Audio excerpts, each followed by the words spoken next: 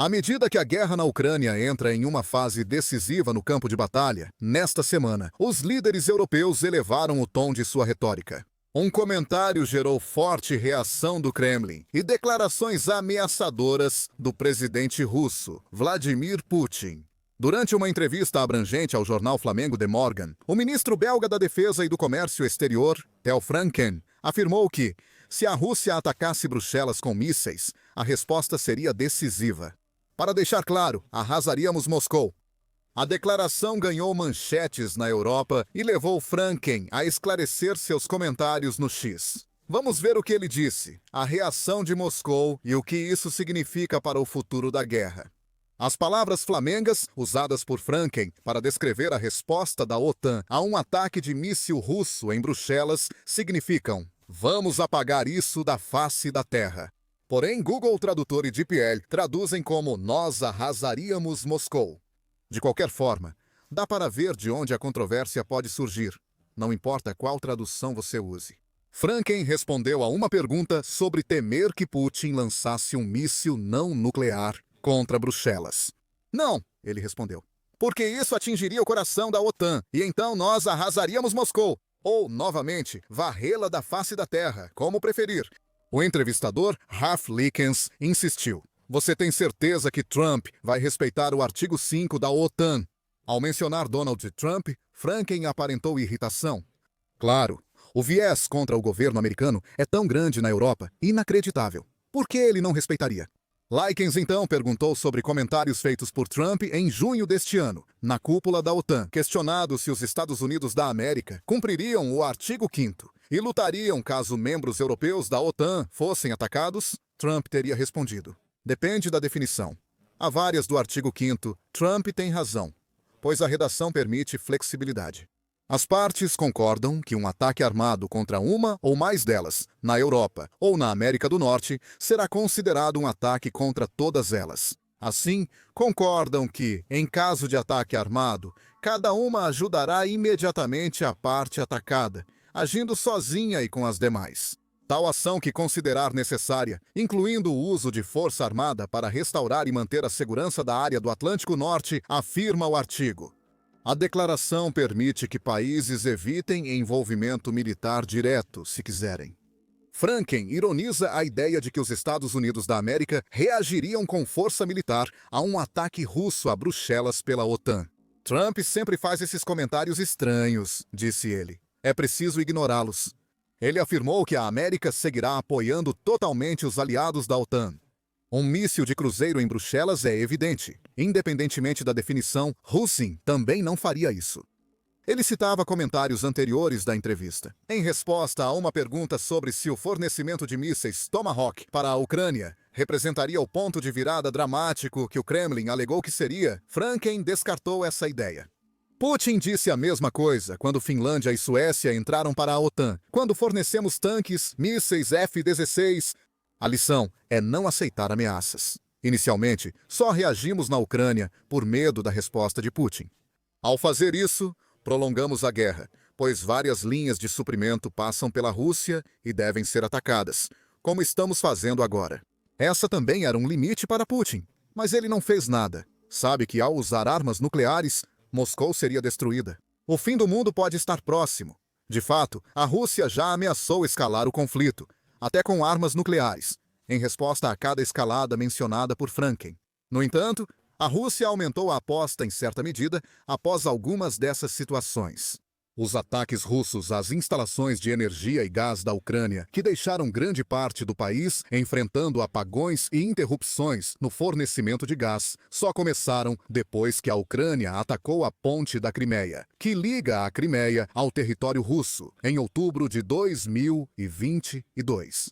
Os ataques aumentaram no verão de 2025 em resposta ao crescimento dos ataques ucranianos às refinarias russas. No mesmo período, a Rússia também elevou as apostas, segundo os russos, após Estados Unidos da América e Reino Unido permitirem que a Ucrânia use Army Tactical Missile System e Storm Shadow contra alvos militares russos. Em novembro de 2024, a Ucrânia atacou um depósito de armamentos em Bryansk, Rússia, em 9 de novembro. Em resposta, a Rússia lançou o míssil balístico de alcance intermediário Oreshnik contra a cidade ucraniana de Dnipro, pela primeira vez em 21 de novembro. Os mísseis atingiram a Pivdemash, ou Yuzhmash, importante empresa de defesa ucraniana na cidade, envolvida há anos na produção de mísseis e foguetes. A ação foi vista como um aviso ao Ocidente, não uma escalada cinética. As imagens lembram cenas de filme de ação. 6 rajadas de mísseis em alta velocidade cruzam as nuvens e atingem a mesma área em segundos. Imagens de satélite mostraram apenas danos mínimos e alguns buracos profundos no telhado da instalação, o que coincide com a ausência de explosões após o impacto dos mísseis. Putin disse que o ataque com mísseis foi um teste sem ogivas, o que parece plausível pelas evidências. A Rússia também afirmou que os mísseis atingem velocidades de até Mach 10, ou seja, 12.345 km por hora, tornando impossível derrubá-los com defesas aéreas da OTAN como o sistema MUM-104 Patriot. Mesmo sem ogiva, o míssil alcançou 4.000 graus Celsius. Se for verdade, o Oreshnik, que significa árvore de avelã, seria um meteoro criado pelo homem e queimaria diretamente através de camadas de concreto fortificado sem necessidade de qualquer explosão, como afirma Putin. Curiosamente, nunca divulgaram imagens dos andares da fábrica logo abaixo do ataque. Se confirmadas essas características, um míssil múltiplo Oreshnik com ogivas grandes poderia causar dano comparável a uma arma nuclear tática, porém sem radiação. No entanto, vários analistas ocidentais expressaram dúvidas sobre se o míssil é realmente tão poderoso ou intimidador quanto Putin afirma.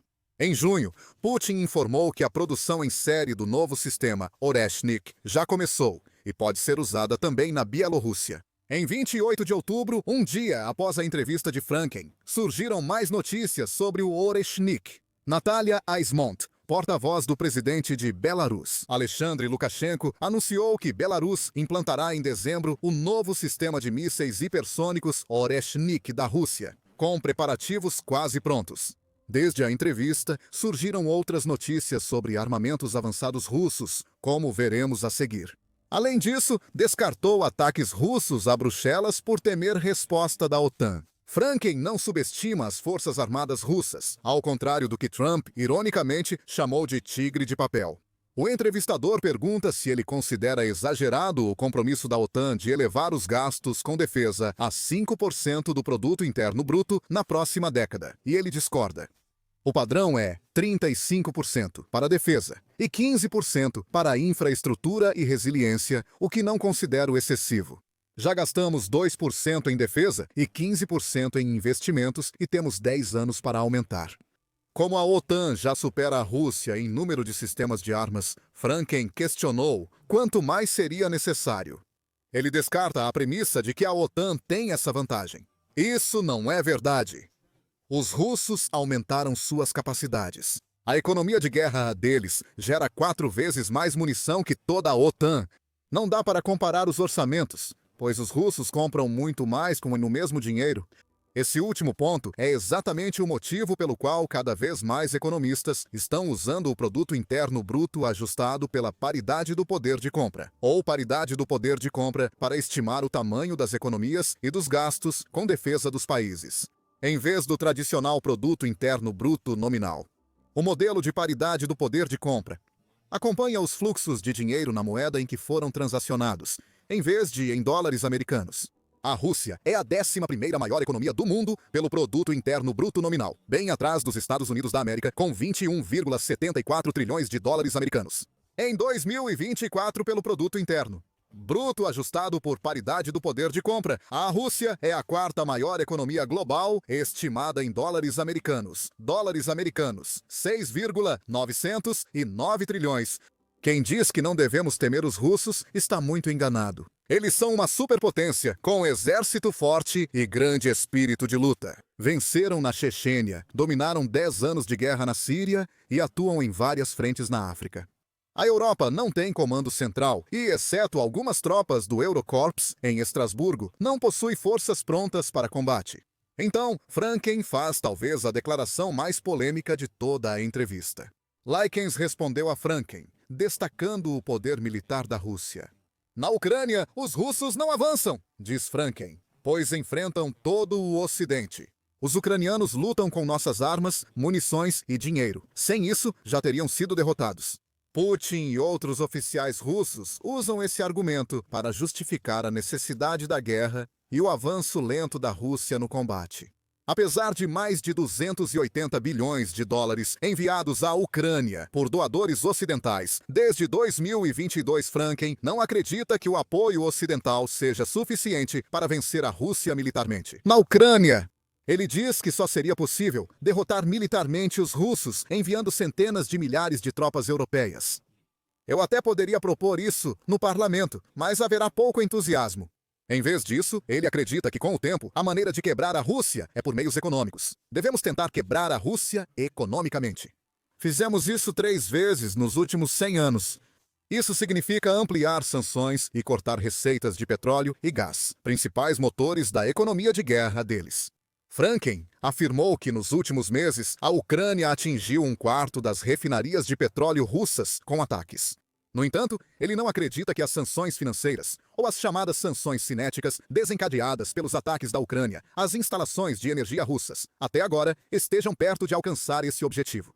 Segundo relatos de Moscou, Franken, o preço na bomba subiu 10%, mas os negócios seguem normalmente. As pensões ainda estão sendo pagas, cafés e lojas estão abertos. E todos os dias, mães de soldados aparecem na televisão estatal para dizer o quanto estão orgulhosas de seus filhos que morreram pelo país. Não subestime essa lavagem cerebral. Eu não acredito que a economia russa vá colapsar no próximo ano, mas precisamos continuar pressionando eles. Ele também não acredita que os estados da OTAN estejam sob qualquer ameaça de uma invasão russa, nem mesmo nos estados bálticos. Isso ocorre principalmente devido à superioridade aérea da OTAN, especialmente com seus caças F-35. Em breve, teremos 600 F-35S na Europa. Os russos têm medo deles porque não conseguem vê-los, ele disse. No entanto, Franken é um defensor firme de aumentar rapidamente os arranjos de segurança interna europeus. No caso de ataques assimétricos, como por exemplo, um ataque russo à rede elétrica, eu não acredito em uma guerra nuclear que de repente transformaria nossas vidas em um filme distópico, diz ele. Se os russos desligarem nossa energia por horas ou dias, não quero precisar ir às lojas. Durante a pandemia, o papel higiênico esgotou. Numa situação dessas, não posso esperar até que os estoques sejam reabastecidos. Por isso, ele mantém um kit de emergência com água, comida enlatada, rádio, lanterna e velas em casa. Isso vai me sustentar por semanas. Apesar de Franken parecer racional e sensato, seus comentários irritaram claramente o Kremlin. A embaixada da Rússia na Bélgica publicou em seu Telegram declarações desafiadoras e irresponsáveis de um dos principais falcões belgas, com previsões de ataques russos a Bruxelas e ameaças de eliminar Moscou. Dificilmente mereceria atenção. Devido à sua extrema anormalidade e isolamento da realidade, dizem que a insanidade aumentava. Como dissemos, ele não falou isso de fato. Ressaltando o alto nível de tensão em que a entrevista de Franken foi publicada, Franken sentiu-se posteriormente compelido a acalmar os ânimos. Muito alarde por esse título caça-cliques.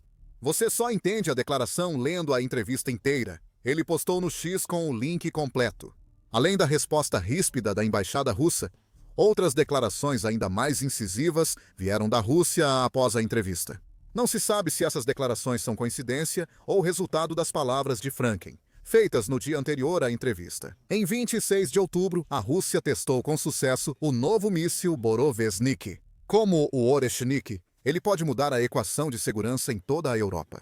O Oreshnik teria alcance de 500 a 5.500 quilômetros, atingindo grande parte da Europa. O Borovesnik ameaça qualquer lugar do mundo, até os Estados Unidos da América continentais. Ele possui ogivas nucleares e é movido a energia nuclear, sendo o primeiro míssil moderno com propulsão nuclear.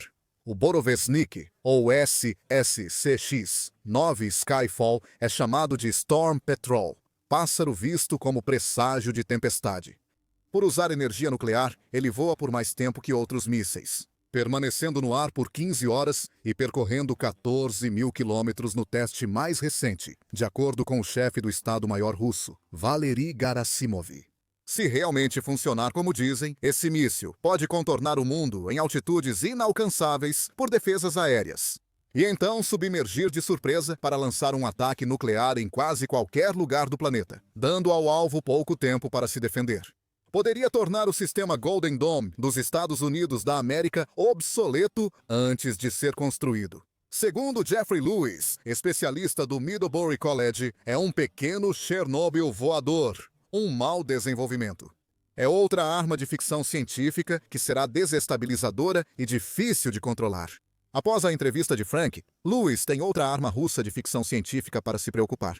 Em 29 de outubro, o presidente russo Vladimir Putin anunciou o teste bem-sucedido do drone subaquático Poseidon, movido e armado nuclearmente, marcando a primeira vez que foi lançado de um submarino e operado usando sua unidade de energia nuclear a bordo. Ele classificou o teste do dia anterior como um sucesso, dizendo que a arma é incomparável em velocidade, profundidade e impossível de interceptar. Nada no mundo se compara em velocidade e profundidade de movimento, e dificilmente algo semelhante surgirá em breve. Putin afirmou que não há como interceptá-la. Diferente do Borovesnik, o teste do Poseidon não teve verificação independente e foi rapidamente descartado por muitos observadores ocidentais. Após o fracasso recente de sua superarma, Putin tenta de novo, exibindo outra para assustar políticos ocidentais que já não ligam mais. Yayen Kiev postou no X. Mesmo assim, países da OTAN com o litoral exposto talvez devam levar a ameaça mais a sério. Se o Poseidon faz o que Putin afirma, a Rússia poderia deixá-lo indefinidamente na costa do Reino Unido, por exemplo. Se uma ogiva nuclear de alto rendimento fosse acoplada a ele e detonada, digamos, no rio Tâmisa ou perto de Londres, grande parte do Reino Unido desapareceria sob um tsunami radioativo antes que alguém tivesse tempo de reagir. O mesmo também se aplica à Bélgica. Poseidons bem posicionados poderiam tornar o Benelux um lago radioativo antes do Sr. Franken pegar seu kit de emergência. Analistas sugerem que essas ações não visam intimidar o Ocidente para não fornecer mísseis de longo alcance à Ucrânia ou outras escaladas. É mais para pressionar Trump a aceitar a proposta de Putin de estender o New START. É o último tratado de controle de armas entre Estados Unidos da América e Rússia e expira em fevereiro. Em setembro, Putin propôs prorrogar por 1 ano os limites das armas nucleares de longo alcance, se os Estados Unidos da América também concordassem. Segundo Trump, a proposta me parece uma boa ideia. Não houve progresso para desgosto de Putin. A reação exagerada de Moscou às falas de Franken indica crescente tensão no Kremlin. Esses novos testes de armamentos avançados sugerem que confiar em Putin para continuar suportando as provocações da OTAN pode ser um erro. Para europeus comuns, a ameaça de guerra nuclear permanece próxima, já que a OTAN pode eliminar Moscou. É certamente pura arrogância, neste momento, acreditar que grande parte da Europa e dos Estados Unidos da América não enfrentará a mesma ameaça. Pode ser bom que o racional Sr. Franken tenha tirado um tempo para tentar acalmar as coisas. Vamos mantê-lo informado conforme a história evolui. Então inscreva-se no canal para acompanhar. Obrigado, como sempre, por assistir. Nestes quase 4 anos de guerra na Ucrânia, tivemos um lugar privilegiado para ver a lenta queda da Rússia no caos militar e econômico. Tropas russas morrem em número recorde. Equipamentos são destruídos sistematicamente e o custo da guerra, prevista para durar poucas semanas, saiu totalmente do controle. Por trás das manchetes de ganhos territoriais e baixas, há uma história mais sombria que mostra o quão catastrófico é o colapso das forças armadas da Rússia. Por dentro, soldados russos não morrem só pelas forças ucranianas, mas também são executados por seus próprios comandantes. Soldados revidam, matando oficiais que os enviam a missões suicidas. Esse é o caminho típico de um sistema militar que perdeu o rumo e pode colapsar internamente. Vamos examinar exatamente o que está acontecendo dentro da máquina militar decadente da Rússia e por que isso pode mudar completamente o rumo desta guerra, começando pela escala exata das execuções russas. Agora, relatos de que a Rússia mata seus próprios soldados não são só especulação ou propaganda ucraniana. Isso vem de evidências coletadas pela mídia russa independente, interceptações e depoimentos de soldados russos. Segundo investigação do veículo independente russo Verstka, comandantes russos de várias unidades executam sumariamente seus próprios soldados. Essa prática, chamada de obnuleni ou zerar, refere-se a remover o soldado dos registros militares e de sua existência. A investigação identificou 101 militares russos acusados dessas execuções, com 79 confirmados por ao menos 2 fontes independentes. Esses provavelmente não são casos isolados. Desde o início da invasão em grande escala da Rússia, a Promotoria Militar recebeu mais de 12 mil denúncias de assassinatos nas próprias fileiras. Não são 12 mil denúncias no total, mas sim sobre soldados russos matando outros soldados. Uma fonte da principal promotoria militar da Rússia revelou algo ainda mais grave. O órgão impôs uma proibição informal de investigações sobre oficiais que lutam na Ucrânia, alegando que tais investigações poderiam supostamente afetar negativamente as operações militares. Resumindo, comandantes russos ganharam permissão para executar seus soldados sem punição, desde que isso não prejudique gravemente suas posições ofensivas ou defensivas. Se não sabe se 12 mil é pouco, saiba disso. O total de tropas da Rússia na Ucrânia é estimado em cerca de 70 mil, excluindo o número estimado de 1 milhão de baixas. Isso representa aproximadamente 17% do número total atual de tropas destacadas na Ucrânia. Alternativamente, considere isso em uma base diária, o que significa aproximadamente 89 reclamações por dia desde então. A guerra já dura 1.345 dias no momento da publicação deste vídeo.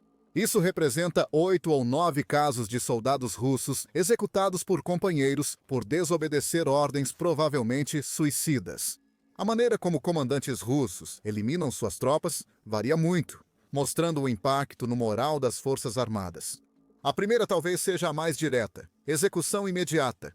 Isso ocorre com soldados russos que se recusam a participar dos chamados ataques suicidas ou ondas humanas. Ataques suicidas sem suporte de infantaria mecanizada, artilharia, fogo ou reconhecimento aéreo. Muitos desses soldados simplesmente são executados à queima-roupa, em qualquer trincheira onde a unidade russa esteja no momento. O relatório de Medusa sobre a eliminação total incluiu a menção a um soldado mobilizado chamado Alexei, que descreveu como, na 7ª Brigada Separada de Fuzileiros Motorizados da Guarda, quem recusava ataques sem sentido era executado com fuzis automáticos. Depois, os corpos eram lançados no rio ou enterrados perto da trincheira. Em junho de 2025, um soldado com o codinome Fixer recusou-se a agir como isca. Basicamente, isca viva é enviada sem proteção para atrair fogo ucraniano e expor posições inimigas. Ele foi espancado em vídeo, torturado com choque elétrico e morto a tiros por ordem do comandante. Execuções podem acontecer durante a própria missão, com oficiais comandantes usando atiradores de elite para pegar soldados que tentam fugir da linha de frente ou desertar da unidade. Segundo Alexei, 2 atiradores de elite mataram 20 pessoas em sua unidade em 2023 e 40 em 2024. Esses atiradores de elite teriam seguido executando desertores, causando dezenas de mortes a mais. Ou, de modo mais sombrio, os atiradores de elite podem ter sido afastados por se recusarem a executar mais soldados sob ordens do comandante. E considerando que as operações de drones russas atingiram um nível de competência igual ao das unidades ucranianas, operadores de drones também acabaram integrando o ciclo de aniquilação. Relatos do 139, o Batalhão de Assalto Independente, indicaram que comandantes ameaçavam operadores de drones com armas para que mantivessem as tropas à vista. Assim, operadores de drones lançariam o explosivo do drone kamikaze First Person View sobre soldados que fugissem do combate. Se não forem executados imediatamente, os soldados podem enfrentar destino pior: tortura. Foi relatado que alguns soldados foram mantidos em buracos ou porões, privados de comida e água e espancados várias vezes ao dia. Muitos morrem de tortura ou fome, enquanto outros são obrigados a lutar até a morte por liberdade. Vídeo de maio de 2025 mostra 2 soldados da 114ª Brigada de Fuzileiros Motorizados da Guarda em um buraco, forçados a lutar. Uma voz fora da câmera diz: o comandante Kamer basicamente falou: quem acabar com o outro sai do buraco. 2 homens lutam com as mãos nuas, e um para de se mover após 1 minuto em um mata-leão. Não vemos o destino final dos homens, e alguns sugeriram que os soldados são prisioneiros de guerra. Segundo pesquisa de Medusa, Cama é o indicativo de chamada de um comandante da 114ª Brigada de Guardas Separada, que também foi acusado de extorquir dinheiro de suas tropas. Vamos falar sobre isso um pouco mais adiante. E se os comandantes não fizerem as execuções eles mesmos ou não ordenarem que suas tropas executem soldados, eles sempre podem recorrer à tática já conhecida de enviar soldados para missões suicidas. Em alguns casos, esses homens acabam sendo enviados sem colete, à prova de balas, armas ou até mesmo qualquer equipamento. Eles não podem recuar da missão porque os comandantes também enviam tropas de barreira, que são soldados cuja única função é segurar a linha e impedir a retirada. As tropas de barreira forçam o soldado a recuar, ou podem executá-lo no local se ele se aproximar. Em reportagem de 10 dias atrás, operadores de drones ucranianos notaram que tropas de barreira também usavam drones para lançar explosivos em soldados em fuga. O emprego de tropas de barreira, assim, pode ser ilegal pelo direito humanitário e configurar crime de guerra. Essas novas tropas de barreira distorcem o sistema original de Stalin, onde elas eram usadas para capturar. Tropas em batalhões penais eram enviadas rotineiramente para missões ofensivas extremamente perigosas e quase sem chance de sobrevivência. Ainda assim, a execução era vista como último recurso, pois o Exército Vermelho achava um desperdício matar um soldado a sangue frio. Soldados russos executados por comandantes raramente têm seus corpos enviados para casa com a verdade. Corpos costumam ser enterrados em florestas ou deixados nos campos de batalha, com tiros para simular mortes em combate. Esses soldados são oficialmente considerados desaparecidos ou desertores, o que impede compensação às famílias. Vladislav Bolyakov, da 6ª Brigada, separada de fuzileiros motorizados da Guarda, relatou ter visto seu colega Odessa ser espancado até a morte por comandantes. Segundo ele, vestiram o corpo com colete à prova de balas velho, capacete e detonaram 2 granadas sob ele, para ocultar sinais de espancamento em um exame médico. O corpo foi deixado apodrecendo no calor por vários dias até começar a se decompor. Depois, eles o enviaram de volta para casa, rotulado como morto em combate. Mesmo quando registram queixas, as famílias enfrentam um sistema que protege os autores. A mesma fonte da Procuradoria Militar, que forneceu os dados das denúncias à Vertska, explicou isso. Atualmente, existe uma proibição informal instituída pela Procuradoria Militar Principal de investigar casos envolvendo oficiais que servem em brigadas de combate na zona da Operação Militar Especial. Os oficiais teriam imunidade contra perseguição até o fim da guerra. Mesmo quando investigadores do Serviço Federal de Segurança da Rússia, ou Serviço Federal de Segurança, tentaram investigar os crimes, eles foram consistentemente impedidos pelos militares e pela administração. Segundo um investigador do Serviço Federal de Segurança, as testemunhas geralmente morriam, muitas vezes evisceradas ou com a garganta cortada. Mortes rotuladas como suicídios, mas que frequentemente pareciam homicídios. Enquanto isso, a mídia estatal russa continua transmitindo imagens cuidadosamente coreografadas de soldados triunfantes retornando para casa e sendo recebidos por famílias agradecidas, apresentando uma narrativa de heroísmo que não poderia estar mais distante da verdade. Mas por trás dos métodos de como isso aconteceu, há uma discussão ainda mais sombria sobre por que esses comandantes chegaram ao ponto de executar seus próprios soldados. A investigação da Vertska e os relatos dos soldados expõem uma mistura tóxica de desespero, sadismo e ganância. Alguns comandantes executam soldados por não ver outra forma de controlar tropas que sabem que vão morrer. Em sistemas militares que priorizam obediência à competência, o terror é uma ferramenta de gestão simples, barata e prática. No entanto, o motivo mais comum parece ser simplesmente o dinheiro. Soldados russos recebem até 3 milhões de rublos, cerca de $35 mil, por ferimentos em combate. Os comandantes transformaram isso em um esquema de extorsão. A mãe de Andrei Baikov, do 80º Regimento de Tanques da Guarda, contou como seu filho foi atropelado por um carro. Após receber a indenização por ferimento de combate, Dutka e Kema exigiram metade do valor. Baikov recusou e comprou um Toyota Camry. Então, os comandantes ordenaram que ele entregasse o carro. Após nova recusa, ordenaram que o espancassem até a morte. De acordo com soldados da mesma unidade, os comandantes exigem dinheiro dos soldados para receberem equipamentos, evitarem missões de assalto ou até mesmo para ficarem fora do já mencionado Poço da Morte. Uma fonte disse que um policial militar do comando tinha 53 milhões de rublos, mais de 60 mil dólares, em seu cartão bancário. Comandantes teriam exigido que soldados entregassem cartões bancários e PINs antes dos assaltos, para repassá-los a parentes em caso de imprevistos. O dinheiro nunca chega às famílias, pois é desviado para a conta do comandante. Mas muitos comandantes russos também sofrem de transtorno de estresse pós-traumático, abuso de substâncias e colapso psicológico. O Ministério da Defesa da Rússia calcula que 20% dos veteranos de guerra têm transtorno de estresse pós-traumático. O país possui menos de um terapeuta para cada 7.000 adultos e ainda menos especialistas em traumas de combate. Comandantes que voltam a várias missões, presenciam mortes frequentes e agem em impunidade, acabam mais brutais. Em alguns estados mentais perversos, eles acham que executar um soldado pode, na verdade, ajudar o restante da unidade a se manter na linha. A prática do extermínio foi contestada. Soldados russos estão cada vez mais atacando e tentando matar seus comandantes. Em junho de 2025, perto de Bakhmut, soldados russos de uma unidade motorizada recusaram ordens para atacar posições ucranianas fortificadas sem apoio suficiente. Após o comandante ameaçar executar quem não avançasse, os soldados o mataram e se renderam em massa às forças ucranianas. Segundo a inteligência do Ministério da Defesa da Ucrânia, esses soldados relataram detalhes sobre as condições da unidade, abusos dos comandantes e a falta crítica de pessoal russo.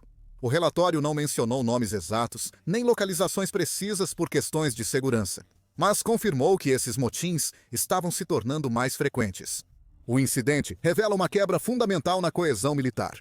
Os soldados concluíram que tinham mais chances de sobreviver como prisioneiros de guerra ucranianos do que sob a autoridade de seus próprios comandantes. Na linha de frente, podem ser baleados por ambos os lados. Em um campo de prisioneiros, teriam alguma normalidade. Isso mostra o fracasso total do moral militar, quando as tropas preferem se render ao inimigo a servir seu país. A guerra está efetivamente perdida, independentemente de quantos quilômetros quadrados apareçam nos mapas militares. A inteligência ucraniana já divulgou várias ligações interceptadas em que soldados russos falam sobre violência contra seus oficiais. A campanha Quero Viver da Ucrânia visa soldados russos, oferecendo tratamento humano como prisioneiros e possível asilo. A campanha tem sido eficaz porque muitos soldados russos preferem o cativeiro ucraniano a servir sob seus próprios oficiais. As execuções, deserções e rendições também estão acelerando a já catastrófica crise demográfica da Rússia. Segundo o Ministério da Defesa da Ucrânia, a Rússia já perdeu cerca de 1.140.000 soldados mortos, feridos ou dispensados. Além disso, até meados de 2025, quase 140.000 soldados russos haviam retornado à vida civil após lutarem na Ucrânia. Não se sabe se os 140.000 se sobrepõem ao total de baixas. Sabe-se que soldados que retornam enfrentam uma economia feita para pressioná-los a voltar ao serviço ativo. Contratos militares para soldados em zonas de combate na Ucrânia oferecem salário cerca de 3 vezes maior que a média nacional e bônus de assinatura. Soldados contratados podem receber mais de 150.000 rublos mensais, 1.800 dólares americanos, chegando a 210.000 rublos, 2.600 dólares americanos, segundo um relatório. Um valor inalcançável em empregos civis, onde o salário médio é só 56.000 rublos mensais, 700 dólares americanos. Isso cria uma casta militar permanente, dependente da continuação da guerra, para manter seu padrão de vida. Veteranos que se acostumaram com os altos salários militares para sustentar a si mesmos ou suas famílias agora estão enfrentando uma redução salarial de até 70% quando deixam o serviço. O governo mantém essa armadilha ao aumentar incentivos para o retorno ao combate e reduzir programas sociais para civis. Os gastos de defesa da Rússia em 2025 ultrapassam 8% do produto interno bruto e representam 40% de todas as despesas federais. Níveis inéditos desde a Guerra Fria. Enquanto isso, os gastos com bem-estar social devem cair quase 16% em relação ao ano anterior. O governo está subornando soldados com dinheiro roubado do povo russo e das futuras gerações. A inteligência militar britânica confirmou que 160 hospitais russos fecharam em 2024 com recursos médicos desviados do setor civil para o militar. Russos comuns enfrentam abandono sistemático, enquanto os soldados recebem tratamento preferencial. Ou seja, até voltarem para casa e perceberem que os sistemas de apoio não funcionam. Veteranos sem emprego adequado ou com transtorno de estresse pós-traumático não tratado recorrem ao crime em taxas alarmantes. Até março de 2025, veteranos mataram ou feriram mais de 750 pessoas, principalmente parentes e amigos, após voltarem para casa em casos de violência doméstica. Vestica identificou ao menos 190 processos criminais contra recrutas indultados do Wagner só em 2023. Esses ex-condenados, treinados em guerra e soltos com impunidade, são um pesadelo para as forças de segurança. Organizações criminosas recrutam ex-soldados como assassinos e capangas, aumentando o crime organizado, em um país que já está repleto de problemas demográficos. Então, o que tudo isso significa para a trajetória da guerra? A combinação de execuções sistemáticas, moral em queda e insustentabilidade econômica aponta para vários cenários possíveis, nenhum deles favorável para a Rússia. Primeiro, a Rússia poderia tentar compensar as perdas crescentes e as taxas de deserção com campanhas de recrutamento ainda mais agressivas. Já vemos sinais disso. A Medusa informou que o recrutamento no segundo trimestre de 2025 foi menos de um terço do mesmo período em 2024, indicando rápida queda no número de recrutas dispostos. O anúncio da maior campanha de recrutamento de outono dos últimos 10 anos, prevista para 2025, confirma isso. É provável que o Kremlin aumente ainda mais os bônus de assinatura e o pagamento mensal, acelerando a espiral de morte econômica. Mas essa abordagem tem retornos decrescentes. Nenhuma quantia de dinheiro compensa saber que o serviço militar pode significar morrer na guerra, ser executado pelo comandante ou voltar para uma economia incapaz de te sustentar. A Rússia pode ser obrigada a deixar territórios disputados, principalmente perto de Pokrovsk e em Donetsk. Com unidades russas ineficazes por deserção, rendição e violência interna, as forças ucranianas já mostraram capacidade de cercá-las e forçar rendições em massa, quando o moral desmorona. Nos últimos meses, a Ucrânia obteve avanços importantes em Pokrovsk, com drones coordenados e operações terrestres, libertando vilarejos e garantindo segurança ao norte da cidade. Há poucos dias, um dos maiores ataques russos com apoio de veículos fracassou miseravelmente quando a Ucrânia destruiu 2 tanques e uma dúzia de veículos de apoio à infantaria de uma só vez. Se esse ritmo aumentar, como tudo indica, a Rússia pode ter colapsos em série nas unidades da linha de frente. Comandantes que têm executado seus próprios soldados para manter a disciplina podem acabar vendo os que restaram simplesmente se rendendo ou até mesmo voltando suas armas contra os oficiais em massa. Em terceiro lugar, a Rússia pode tentar encerrar a guerra por puro desespero, lançando ataques avassaladores sem se importar com as baixas, numa tentativa final de romper as defesas ucranianas. Isso exigiria que a Rússia usasse todas as reservas e aceitasse perdas catastróficas. Esse cenário é perigoso, pois pode levar ao uso de armas nucleares táticas.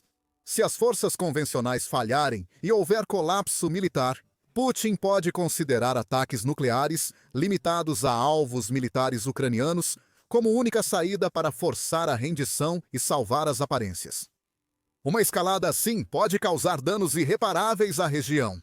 A Ucrânia sofreria forte pressão para se render e evitar novos ataques nucleares. A OTAN precisaria decidir se interviria para impedir a normalização do uso de armas nucleares na guerra, ou então ceder todo o ímpeto e influência geopolítica para a Rússia e a China. E um possível conflito entre a OTAN e a Rússia traz uma escalada ainda pior, com mais potencial para uma guerra nuclear total. Se Putin achar que seu reinado acabou e quiser sair com impacto, talvez o cenário mais provável seja aquele em que o exército russo simplesmente se desintegra internamente antes que qualquer um desses cenários externos se concretize totalmente. As perdas podem tornar o exército funcionalmente inoperante.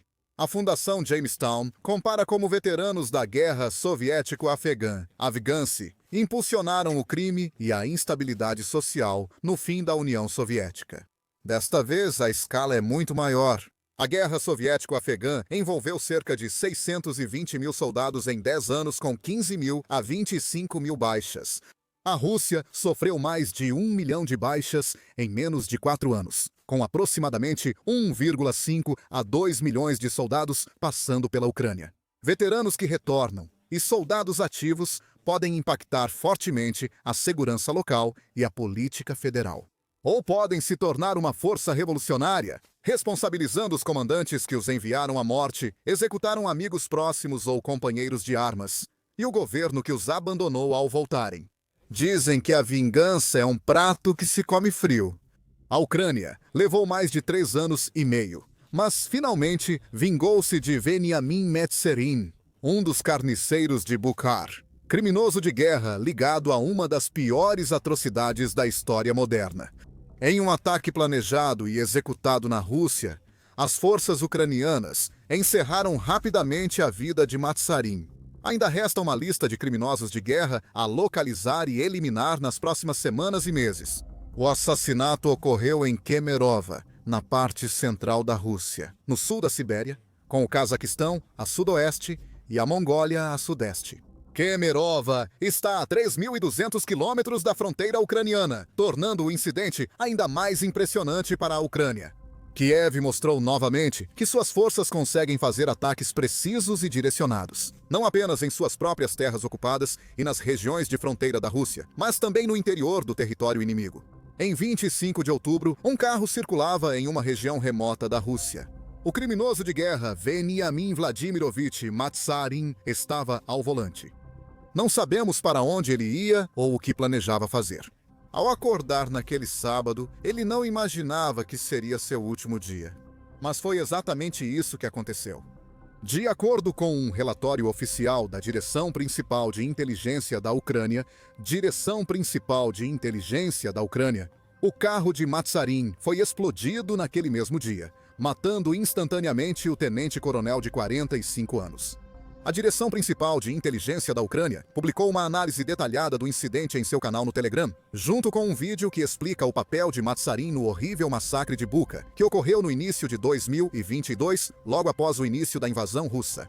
O vídeo supostamente mostra a morte de Matsarin flagrado pela primeira vez dirigindo um carro prateado. Depois, uma pessoa não identificada para na estrada com um detonador remoto, e a câmera mostra o mesmo carro prateado. De longe, o botão é acionado e o carro explode em uma bola de fogo. Assim, Veniamin Matsarin deixou de existir. Veja o que a Direção Principal de Inteligência da Ucrânia disse sobre o evento. Em 25 de outubro de 2025, um carro explodiu em Kemerovo, Federação Russa, conduzido pelo criminoso de guerra Matsarin Veniamin Vladimirovich. O tenente-coronel da polícia Matsarin, nascido em 1980, serviu na unidade especial da Destacamento Móvel de Propósito Especial, Obareg, da diretoria da Guarda Russa de Kemerovo. Obareg é uma das unidades da Guarda Russa envolvidas em crimes de guerra e genocídio contra ucranianos na região de Kiev, cometidos pelo exército russo durante a invasão à Ucrânia em fevereiro e março de 2022. Com as provas e relatos de testemunhas, a Procuradoria-Geral iniciou investigações criminais contra militares da unidade por violação das leis e costumes de guerra. Já em abril de 2022, a inteligência militar da Ucrânia identificou os criminosos de guerra do Obareg pelo nome e medidas planejadas visando a punição justa daqueles que estão na lista. A diretoria militar do Ministério da Defesa da Ucrânia lembra que haverá uma retribuição justa para cada crime de guerra cometido contra o povo ucraniano. Segundo o relatório do Direção Principal de Inteligência da Ucrânia, Matsarin integrava a unidade especial Obareg, que significa amuleto em inglês.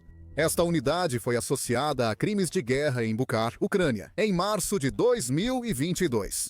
Quando a Rússia invadiu a Ucrânia, as forças do Kremlin cruzaram a fronteira de várias regiões. Muitos entraram nos territórios orientais da Ucrânia, como Donetsk e Luhansk, que se acreditava serem os principais alvos de Vladimir Putin na época. No entanto, alguns também entraram na Ucrânia pelo norte, via Belarus, e marcharam em direção à capital do país, Kiev. Uma grande coluna de veículos militares russos cruzou a fronteira e entrou em Kiev, planejando erguer a bandeira russa no centro da Ucrânia. Kiev está a dezenas de quilômetros da fronteira com Belarus, Então, as forças russas precisaram atravessar várias cidades e vilarejos rumo à capital. Bucha foi uma dessas cidades. Antes da guerra, Bucha tinha cerca de 37 mil habitantes, era pequena e tranquila, pouco conhecida fora da Ucrânia. No fim de abril de 2022, o mundo conheceria seu nome. Em 27 de fevereiro de 2022, tropas russas entraram em Bucha. Havia tanques, paraquedistas, engenheiros militares e reservas do 36º Exército de Armas Combinadas da Rússia. Unidade de resposta rápida, seção de operações, de busca e resgate, e unidade móvel especial, destacamento móvel de propósito especial. Forças também estavam presentes, junto com numerosos sistemas de artilharia, que bombardearam a cidade, reduzindo vários prédios a montes de escombros. Era uma força séria, e Buchar, pequena, não estava preparada para resistir. Os russos capturaram a cidade em menos de 2 semanas. Nesse período, ainda ocorreram muitos combates, com os moradores de Buchar participando, e, segundo relatos, lançando coquetéis Molotov caseiros contra os invasores, incendiando vários veículos inimigos nesse processo. A Ucrânia organizou a evacuação parcial da cidade no início de março, retirando centenas de mulheres e crianças de trem e ônibus. E suas forças terrestres fizeram o máximo para repelir os invasores o maior tempo possível. No entanto, à medida que a cidade foi submetida a bombardeios cada vez mais intensos e as unidades russas tomaram o controle de todas as principais rodovias da região, o inevitável aconteceu. E Bucha caiu sob o controle do Kremlin em 12 de março. Mas a Ucrânia não estava pronta para simplesmente desistir da cidade. Nos dias que se seguiram, ela fez planos para uma contraofensiva na região. No fim do mês, Bucha voltou ao controle ucraniano após recuo russo. Por um momento, isso pareceu uma grande vitória para as forças da Ucrânia. Infelizmente, nos dias seguintes, todo o horror do ocorrido na cidade seria revelado lentamente. Com milhões de pessoas em toda a Ucrânia e no mundo inteiro chorando ao verem o que aconteceu, já havia indícios de que as forças russas na cidade provavelmente haviam cometido crimes de guerra. Na batalha inicial de Bucha, houve relatos de soldados russos atacando veículos civis, atirando em moradores ou prendendo-os em casa. Só podiam sair às vezes para cozinhar e mover corpos. Em 27 de fevereiro, primeiro dia da batalha, um jornalista local relatou que russos abriram fogo em um veículo civil, matando um homem e ferindo outro. Em 4 de março, surgiu outra história comovente. Um SUV circulava pelas ruas de Buchar. 3 jovens ucranianos, todos na casa dos 20 anos, estavam a bordo. Eles decidiram sair pela cidade para entregar ração a um abrigo de animais local com falta de suprimentos. Enquanto iam para a casa de conhecidos, um veículo russo atirou no SUV, matando os 3 ocupantes inocentes. No dia seguinte, 2 famílias assustadas decidiram fugir de sua cidade após bombardeios russos quase constantes. Eles arrumaram suas malas e planejaram uma rota para o oeste, saindo de Buchar em direção à pequena vila de Romanivka. Em 2 carros, seguiram viagem em busca de um refúgio seguro para si e seus entes queridos. Antes do fim do dia, mal chegaram ao fim da rua. Um veículo blindado russo avistou o comboio e abriu fogo, matando uma mulher e 2 filhos no primeiro carro e um homem no segundo. Vários relatos igualmente horríveis ganharam as manchetes ao redor do mundo enquanto a batalha continuava. A extensão do massacre de Bucha só foi revelada quando as forças da Ucrânia retomaram o controle da cidade. Em 1º de abril, após a retirada russa e a chegada das tropas ucranianas para avaliar danos, vídeos chocantes circularam nas redes mostrando muitas vítimas civis. Corpos mutilados de pessoas de todas as idades foram enterrados em valas comuns. Havia sinais de espancamentos, tortura, estupro e execuções. Muitas vítimas tinham as mãos amarradas para trás. Muitos corpos foram queimados ou deixados para apodrecer nas ruas. Alguns até armadilhados com explosivos, como uma última manobra cruel das impiedosas tropas russas antes de fugirem da área. Os sobreviventes logo compartilharam suas histórias, revelando um cenário sombrio do que ocorreu na cidade durante o curto, porém devastador, período sob ocupação russa. Muitos relataram viver em terror, escondidos em porões e usando velas para luz e calor. Sobreviviam com pouca comida e água, rezando e torcendo para que cada noite não fosse a última e que não fossem encontrados pelos russos. Os moradores também compartilharam inúmeras histórias sobre a crueldade extraordinária dos russos e o desprezo insensível pela vida humana. Eles comentaram sobre atiradores russos que matavam civis ao saírem de casa. Blindados atiravam aleatoriamente em prédios, soldados negavam socorro a civis feridos e havia execuções extrajudiciais. Testemunhas relataram soldados russos indo de porta em porta, interrogando moradores, saqueando casas e destruindo ou roubando pertences. Outros relataram que as tropas inimigas usaram inocentes de Bucha como escudos humanos em tiroteios com as forças ucranianas. As histórias de horror continuavam. Relatos incluíam mulheres e meninas sequestradas, trancadas, abusadas, muitas engravidando, além de tortura sádica e assassinatos sistemáticos. Um morador entrevistado repetiu o que outros sobreviventes já haviam dito. Era um sistema. Matavam pessoas sistematicamente. Ouvi um atirador se gabar de ter matado 2 pessoas nas janelas dos apartamentos. Não havia justificativa militar para matar. Era só tortura de civis. Em outros blocos, pessoas foram realmente torturadas. Elas foram encontradas com as mãos amarradas para trás e baleadas na parte de trás da cabeça. A Rússia, é claro, tentou minimizar e negar qualquer acusação de crimes de guerra ou atrocidades, mas as evidências não mentem. E havia uma quantidade extraordinária de evidências do massacre, confirmadas não apenas por moradores, mas também por repórteres de todo o mundo, que visitaram Bucha e viram com seus próprios olhos os corpos nas ruas e a devastação por toda a cidade. Imagens em vídeo também mostraram claramente vários casos de soldados russos executando civis e veículos blindados russos, abrindo fogo contra pessoas inocentes. Evidências foram analisadas e verificadas por fontes independentes e mídia mundial. Talvez nunca conheçamos a real dimensão do massacre, nem quantos civis inocentes foram torturados e mortos sem justificativa. Relatórios iniciais apontaram cerca de 280 corpos em valas comuns.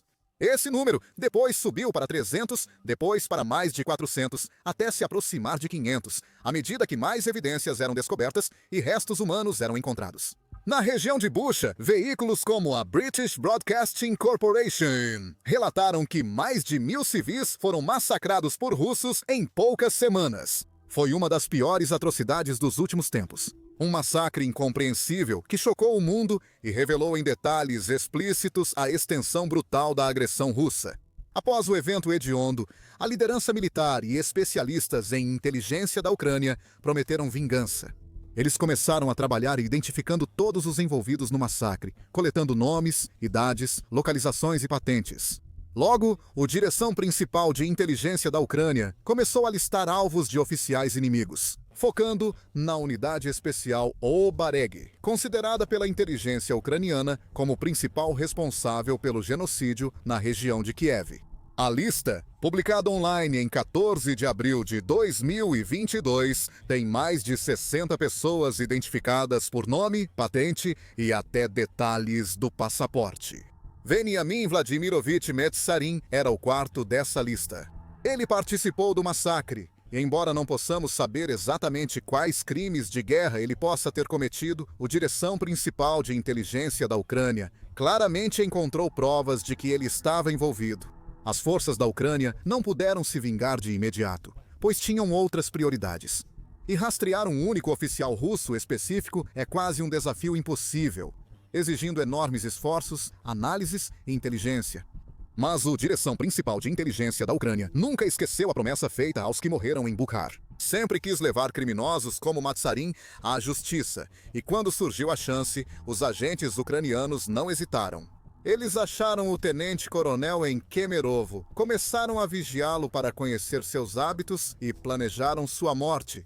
Parece que agentes ucranianos conseguiram colocar secretamente um explosivo no carro de Matsarin.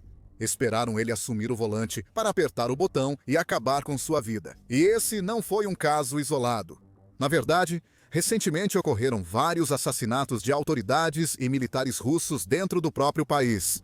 Em abril, o general russo e vice-chefe de operações do Estado-Maior das Forças Armadas, Yaroslav Moskeley, morreu em uma explosão de carro perto de Moscou. Ao contrário de Matsarin, Moskeley não estava ao volante no momento, segundo relatos. Em vez disso, ele tinha acabado de sair de um prédio quando um carro contendo um dispositivo explosivo improvisado detonou nas proximidades, tirando sua vida instantaneamente. A Rússia prendeu o homem, dizendo que ele era agente dos serviços especiais ucranianos, e o acusou de terrorismo.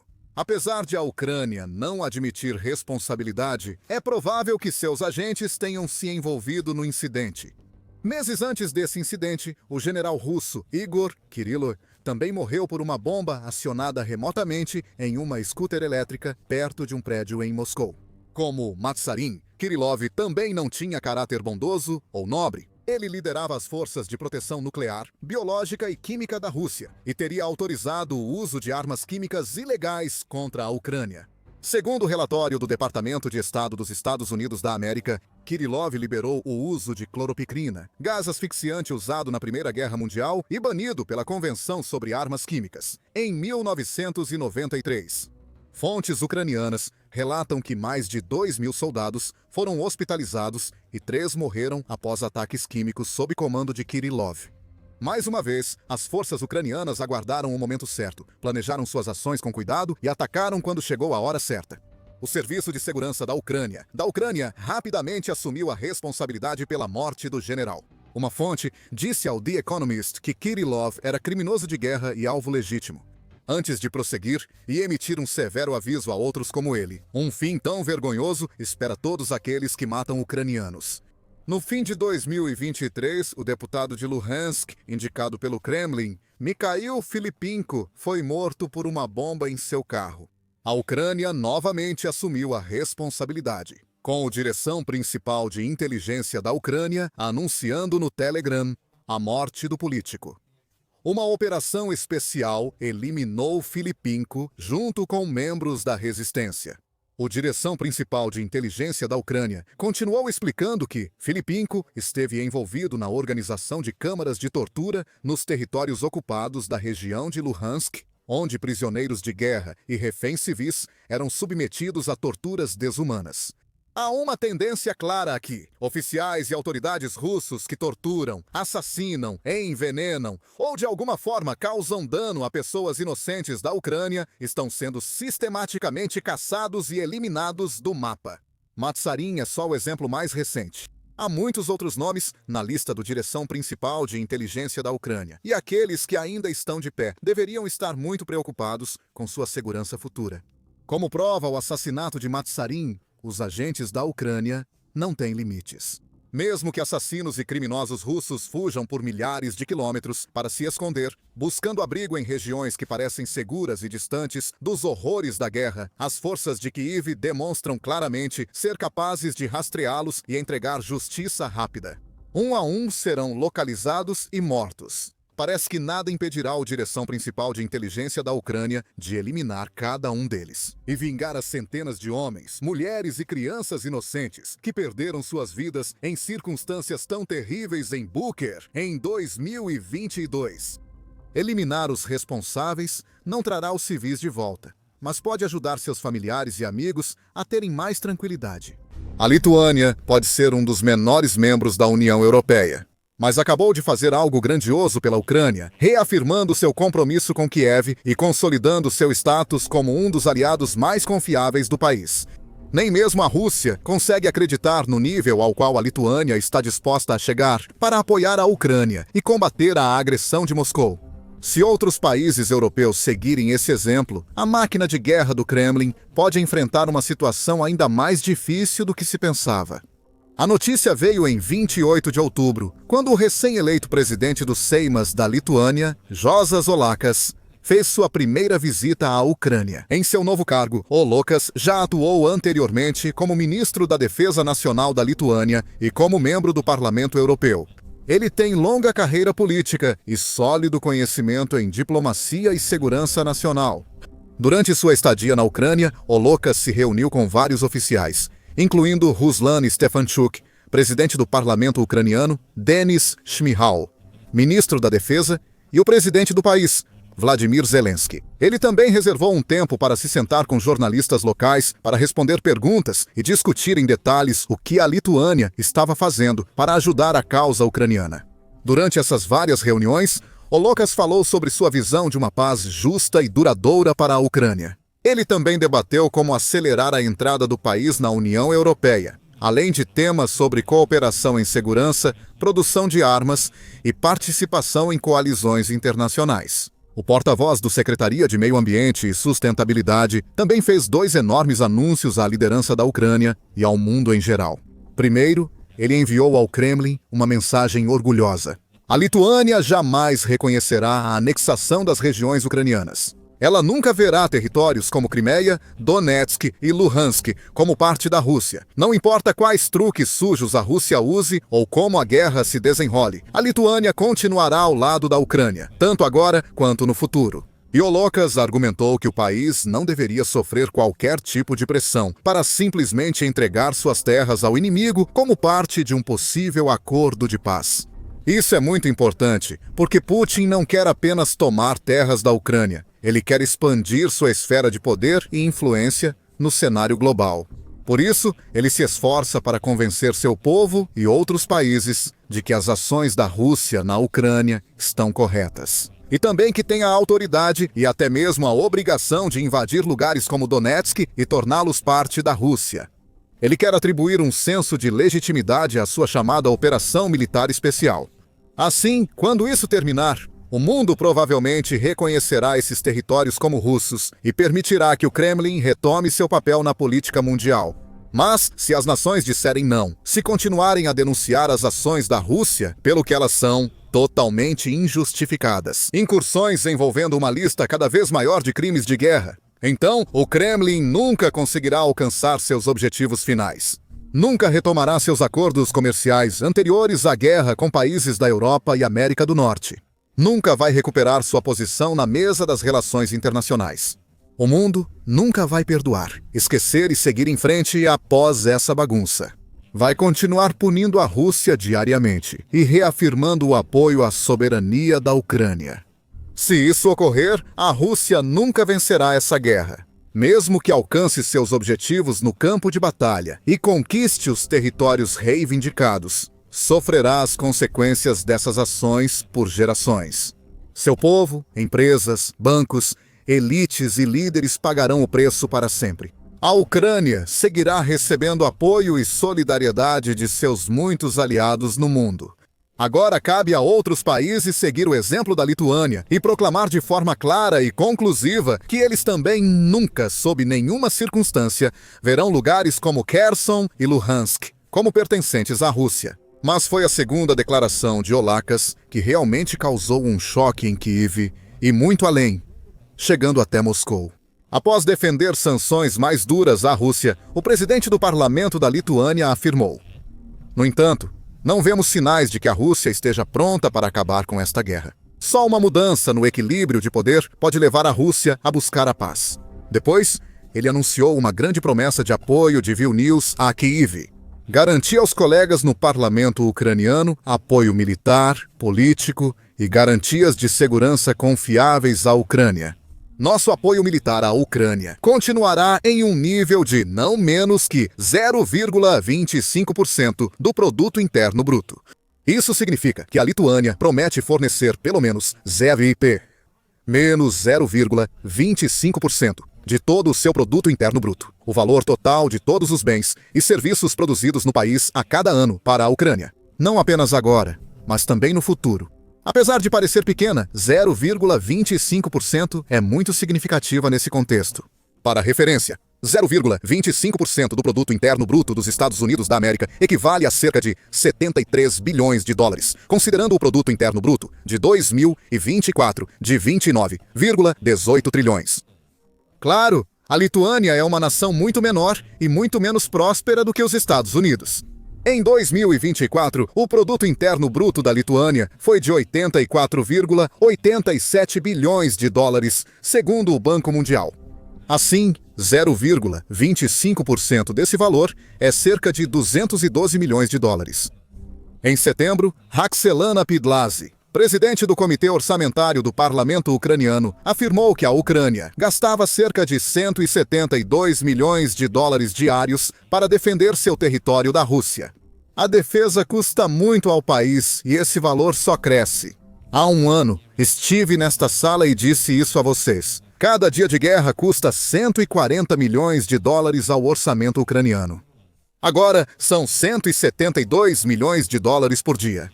Esse valor inclui salários dos soldados, munição e armamentos, mas também algo que você talvez não espere ao pensar no custo da guerra. A Ucrânia segue apoiando financeiramente soldados feridos, desaparecidos e famílias dos mortos. Ela disse que a Ucrânia hoje destina 31% do produto interno bruto à defesa, mais do que qualquer outro país do mundo, antes de anunciar sua esperança de que a Ucrânia possa garantir 120 bilhões de dólares para a defesa em 2026. Pidlassá afirmou que metade desse valor, 60 bilhões de dólares, viria do orçamento da Ucrânia, e o restante seria fornecido por aliados através de esquemas de apoio como Pearl e SAFE.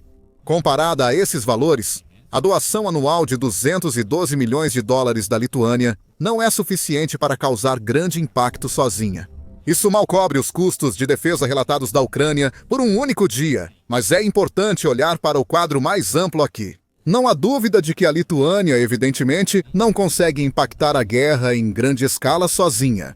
Ela não tem peso econômico, poder financeiro ou força militar para mudar o campo de batalha ou enviar armas e tecnologias de defesa aos combatentes de Kiev. Ao longo das linhas de frente de regiões como Donetsk e Luhansk, ela entende isso. Mas assim como a Ucrânia, de muitas maneiras, a Lituânia quer fazer o melhor possível com os recursos limitados de que dispõe.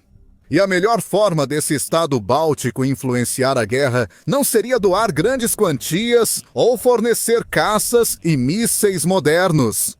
Em vez disso, seu objetivo é muito mais simples: servir de exemplo para que outras nações, mais ricas e poderosas, sigam. E é exatamente isso que a Lituânia está fazendo aqui. Ela está mostrando isso ao mundo. Não somos uma nação muito rica ou influente mundialmente, mas levamos a sério a ajuda à Ucrânia. Ao agir assim, a Lituânia também perguntou aos colegas da União Europeia: vocês farão o mesmo? Vocês também vão prometer uma porcentagem do produto interno bruto para a Ucrânia, como nós fizemos? Porque se a Lituânia, que é uma nação relativamente pequena e está na metade inferior dos países europeus em termos de produto interno bruto, está disposta a fazer esse tipo de compromisso, então o que impede outras nações, especialmente aquelas que são significativamente mais ricas, de fazerem o mesmo? Cada país possui seus próprios planos orçamentários e desafios econômicos. Até mesmo países ricos precisam destinar recursos de formas que líderes e população considerem adequadas e eficientes. Nem todos conseguiriam adotar viavelmente o modelo lituano. Se mais alguns países adotassem o plano de 0,25%, isso já faria toda a diferença na prática na Ucrânia.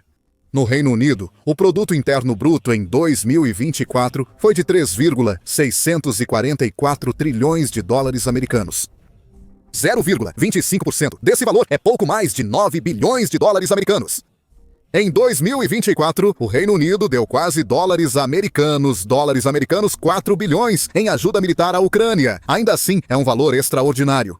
O Reino Unido está entre os maiores doadores para a Ucrânia, junto com Estados Unidos da América e Alemanha, tendo comprometido dólares americanos 169 bilhões desde o início da guerra.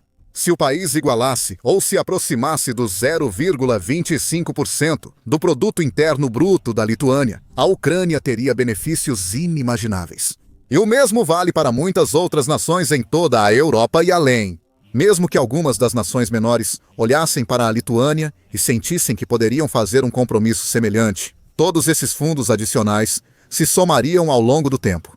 Há tantas maneiras de usar esse tipo de dinheiro, seja em investimentos em sua crescente indústria de defesa, aquisição de armas e munições extras de aliados da OTAN ou oferta de ajuda humanitária aos muitos ucranianos deslocados e afetados desde o início do conflito. Não há como saber se algum país vai se inspirar nos recentes anúncios da Lituânia. A nação báltica faz o melhor possível, elevando o padrão e convidando outros aliados a seguir o exemplo. E merece muitos elogios por sua generosidade. É muito raro um país doar tanto de sua renda a um aliado em tempos de guerra. E ainda mais raro é assumir o compromisso de continuar esse apoio por muitos anos. De forma apropriada, os líderes da Ucrânia agradeceram a Olikas e à Lituânia por essa demonstração impressionante de apoio, com Zelensky dizendo ao presidente do Secretaria de Meio Ambiente e Sustentabilidade: "Somos gratos pelo seu apoio militar. 0,25% do seu orçamento. Vocês enviaram um sinal para outros países que começaram a considerar formas de fortalecer a Ucrânia destinando uma porcentagem de seu produto interno bruto e orçamentos de defesa. Isso é importante! Agradecemos poder contar com seu apoio no próximo ano." O ministro da Defesa Shmyhal reforçou as palavras de Zelensky e esperou que outros países façam o mesmo. A Lituânia é uma das principais aliadas da Ucrânia e foi o primeiro país a destinar 0,25% do produto interno bruto à assistência militar. Pedimos aos demais parceiros que façam o mesmo. O presidente do parlamento ucraniano, Stefan Shuk, agradeceu à Lituânia e se reuniu cordialmente com o presidente do Seimas da Lituânia, Juozas Olekas, em sua primeira visita à Ucrânia. Nessa ocasião, expressou gratidão à Lituânia pelo apoio consistente à Ucrânia nas áreas militar, humanitária, energética e na reconstrução. A Lituânia está entre os líderes mundiais em assistência proporcional ao produto interno bruto e já contribuiu com mais de 18 bilhões de euros para fortalecer a defesa da Ucrânia. Agora, falando à imprensa ucraniana, Form. O presidente Olekas também pediu à comunidade internacional que tome medidas mais drásticas o quanto antes. Ele observou que a Rússia não demonstrou nenhum sinal de disposição para encerrar a guerra. Além disso, novas tentativas de diplomacia ou negociação pacífica com Putin podem ser apenas perda de tempo. Nossa experiência, assim como a internacional da Lituânia, mostra que o regime russo, especialmente Putin, só entende a linguagem do poder. Essas tentativas diplomáticas, sem cessar-fogo ou fim da agressão, nunca trouxeram paz definitiva ou duradoura. Diversos líderes tentaram retomar as negociações de paz, incluindo os mais recentes. Tudo indica que a Rússia não pretende parar a guerra, apenas prolongar a agressão, matar civis e destruir sistemas de energia. Essa é a principal lição para a comunidade internacional. Precisamos estar unidos, mostrar nossa força e implementar sanções. Só assim alcançamos resultados duradouros. Olekas também detalhou outras maneiras de como a Lituânia apoia a Ucrânia. Ele mencionou parcerias mais cooperativas entre empresas de defesa ucranianas, especialmente fabricantes de drones e organizações militares europeias para investir na indústria de defesa da Ucrânia e tornar o continente mais resiliente a ataques de drones. Olekas também citou o uso do terminal de gás natural liquefeito da Lituânia para fornecer gás à Ucrânia, contrariando as recentes tentativas russas de danificar e destruir a infraestrutura energética em todo o país. E essa não foi a única grande notícia a surgir da Lituânia nos últimos dias. Em 24 de outubro surgiram relatos de que a Lituânia testava metralhadoras pesadas e sistemas suecos de mísseis terra-ar contra drones rápidos, perto da fronteira com Belarus. As Forças Armadas lituanas divulgaram imagens em vídeo de suas unidades de artilharia antiaérea treinando com metralhadoras de grande calibre e mísseis Saab RBS 70NG, abatendo um drone-alvo após o outro, com níveis impressionantes de precisão e eficiência. O exercício demonstrou o potencial das torres de metralhadora para derrubar drones de maneira relativamente econômica. Também demonstrou que o sistema de defesa aérea Saab RBS 70NG pode ser um recurso valioso para proteger áreas-chave, como cidades ou territórios de fronteira de alto risco, contra enxames de drones russos ou bielorrussos. O RBS 70NG é uma versão atualizada do sistema RBS 70, trazendo tecnologias mais modernas, como bloqueador térmico integrado, mira com rastreamento automático e compatibilidade com veículos e controle remoto. Ele usa orientação a laser para atingir alvos, sendo menos vulnerável a bloqueadores inimigos ou guerra eletrônica, e pode servir como defesa aérea portátil por equipes. Manpads, tornando-o uma das armas anti-drone mais versáteis. Não é perfeito. Dizem que cada sistema é bastante caro, e o mesmo vale para os mísseis que ele lança. Mas em um momento em que as nações europeias precisam estar prontas para qualquer coisa e têm que encontrar rapidamente maneiras de contra-atacar possíveis incursões de drones. Esse sistema é uma boa adição ao arsenal do continente. Testando armas próximas à Bielorrússia, aliada da Rússia, a Lituânia envia outra mensagem clara aos inimigos. Mostra ao Kremlin que suas forças estão prontas e capazes de defender seu país. E com os legisladores lituanos também aprovando recentemente uma nova lei que permite às forças armadas do país abater drones hostis em seu espaço aéreo. Vilnius faz tudo o possível para se preparar para a guerra. Não é difícil entender o porquê, nem é difícil compreender a disposição da Lituânia em apoiar Kiev de forma tão forte e generosa quanto possível.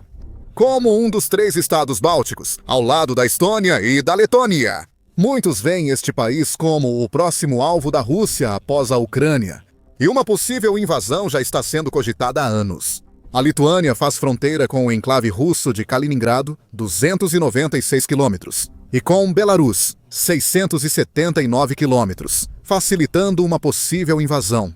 O Kremlin poderia facilmente desviar algumas de suas forças das linhas de frente ucranianas ou enviar uma parte de seus reservistas recentemente mobilizados para Belarus ou Kaliningrado antes de iniciar um ataque ao território lituano. A Rússia e Belarus também têm provocado e testado ativamente a Lituânia nos últimos tempos, aparentemente para ver como o país e a própria OTAN reagem a violações do espaço aéreo. Em 23 de outubro, a Lituânia chamou um diplomata russo para explicar por que um caça Sukhoi Su-30 e um avião-tanque Il-78 entraram em seu espaço aéreo vindos de Kaliningrado.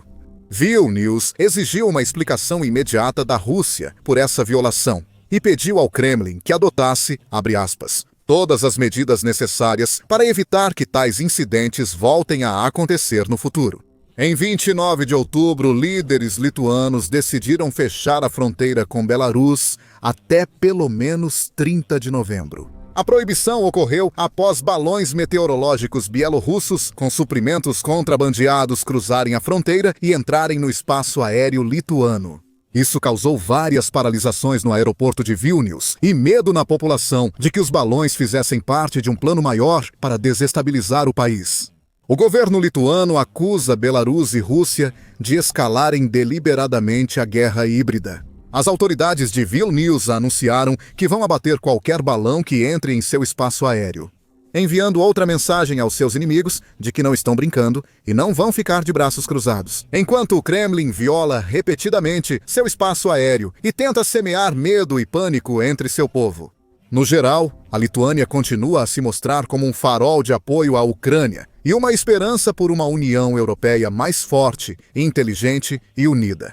Ela pode não ter o orçamento das maiores nações da União Europeia, nem ser uma grande potência militar. Ainda assim, faz tudo pela causa, defendendo o certo e protegendo a paz e a justiça na Europa e no mundo. Está fazendo sua parte ao máximo e lançando o desafio, incentivando outras nações a fazerem o mesmo. Assista a este vídeo e veja outro exemplo inspirador de uma nação europeia apoiando a Ucrânia. Recentemente, a França anunciou um novo pacote de ajuda militar destinado diretamente a Kiev, composto por mísseis, interceptadores e caças. Para uma análise detalhada da linha de frente, assista a este vídeo que explica como tropas russas avançaram e entraram em Donetsk, na cidade de Pokrovsk. Agora são caçados e eliminados pelos defensores da Ucrânia. E não se esqueça de se inscrever em nosso canal de notícias militares para mais reportagens e vídeos informativos. Análises dos principais eventos da guerra Rússia-Ucrânia em tempo real.